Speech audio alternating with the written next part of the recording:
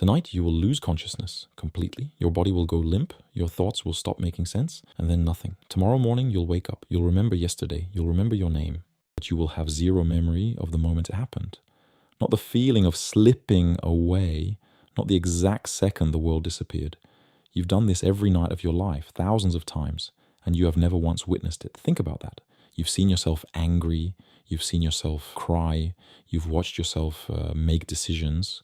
But you have never seen yourself fall asleep. Nobody has. Because the moment it happens, you're already gone. Most people assume the answer is simple. You're unconscious. Of course, you don't remember, but that's not quite right. And the real answer reveals something deeply strange.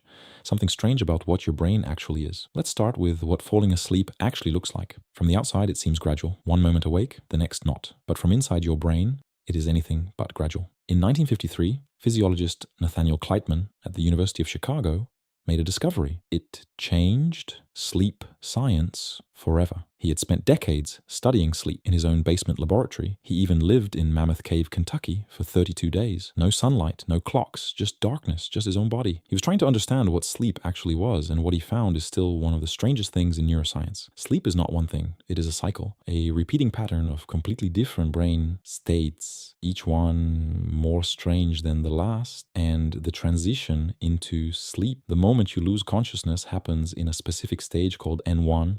It lasts between 1 and 7 minutes. And inside those minutes, your brain does something remarkable, something you've never been told about. But what comes next is stranger. In 2019, neuroscientist Francesca Ciclari at the University of Lausanne published research in Nature Neuroscience. She placed high-density EEG sensors on sleeping subjects, 256 electrodes per person, measuring every signal from every brain region simultaneously, and she watched what happened as people fell asleep in real time. The result stopped her cold. Consciousness doesn't fade evenly. It doesn't dim like a light on a dimmer switch. It collapses in patches. Different brain regions go offline at different times. One area loses awareness first, then another, like a city losing power district by district, until the last light goes out. And here is the part nobody talks about.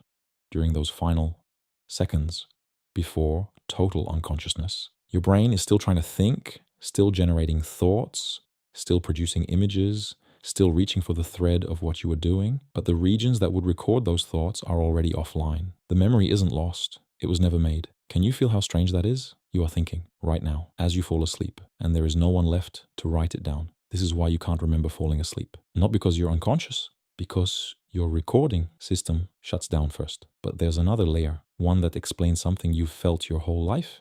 Have you ever been almost asleep and then suddenly jerked awake, your whole body twitching, your heart jumping like you just fell off something? That sensation has a name. Scientists call it a hypnic jerk. It happens to roughly 70% of all humans.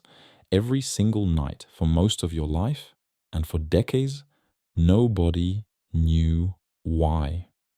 In 1993, neurologist Sudhanshu Chakravarti at St. Peter's University Hospital in New Jersey published a landmark study.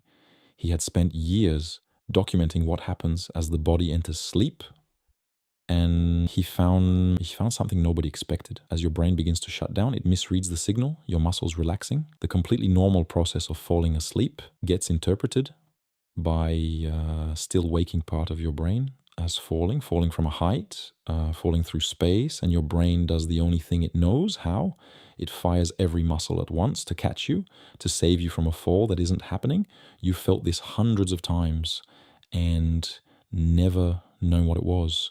This is your brain caught between two states, one part already asleep, one part still awake, fighting over what is real, and you wake up with no memory of what came before, because that part of your brain was already gone. But that's only half the story. In 2011, psychologist Peretz Lavie at the Technion Israel Institute of Technology published research on something called microsleep. Microsleep is not a stage of sleep. It is not something your doctor will mention. It is something happening to you every single day without your knowledge. Microsleep episodes last between 1 and 30 seconds. During a microsleep, your brain goes fully offline. Your eyes may be open. You may appear completely awake, But your brain has already left. And here's what Levy found that changes everything. Microsleep begins long before you feel sleepy. As early as 4 hours into your day, your brain is already taking unauthorized breaks, shutting down for 1 second, coming back, shutting down again. And each time the memory of that second simply doesn't exist. You don't feel the gap. You don't notice the missing second. Your brain stitches reality back together seamlessly, as if nothing happened. Have you ever read the same sentence 3 times? Have you ever lost the last 2 minutes of your commute? Your brain wasn't distracted. It was already falling asleep, and it left no note. This is why falling asleep feels instantaneous. Because for your brain, it already started hours ago. But here is the strangest part of all. The part that changes how you see your own mind.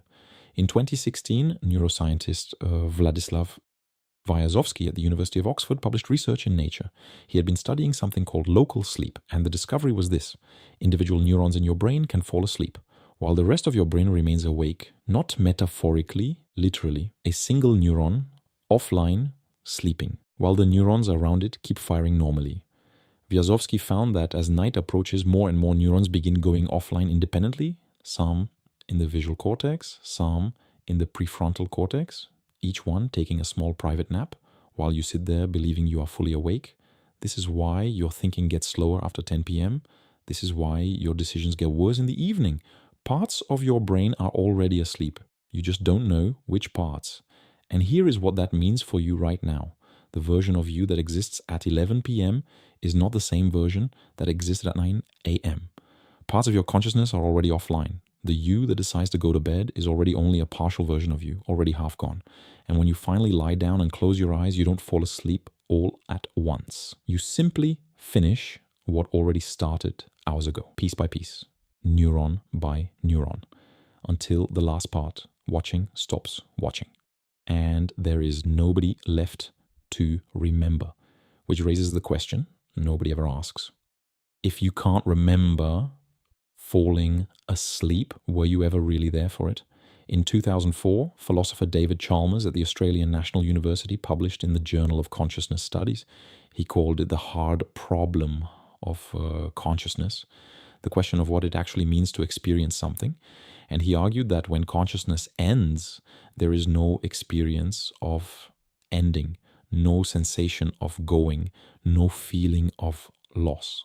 In one moment, there is a you experiencing the world. The next moment, there simply isn't. No transition, no goodbye, no last thought. You don't fall asleep, you disappear. And the person who wakes up tomorrow morning, who picks up exactly where you left off, has no memory of the disappearance because the one who disappeared left nothing behind. Every single night of your life, you have been disappearing. And every single morning, you have been coming back. And you have never noticed either.